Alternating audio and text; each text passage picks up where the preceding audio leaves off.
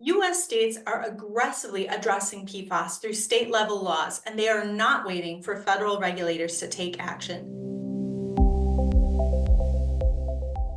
When it comes to products, many states already regulate the use of PFAS. While both Maine and Minnesota have passed sweeping laws that require registration of products with PFAS and eventual bans, many other states have now passed similar legislation, sometimes in very short timeframes.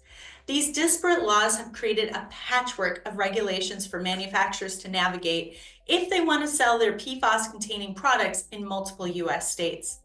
Beyond the states, Canada has now enacted a PFAS reporting rule with a 6-month implementation timeframe, and US manufacturers will need to submit over a decade's worth of PFAS data to the EPA under TSCA Section 8A7.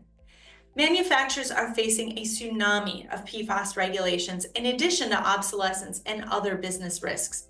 Now is the time to track exactly where PFAS are being used in your products and processes.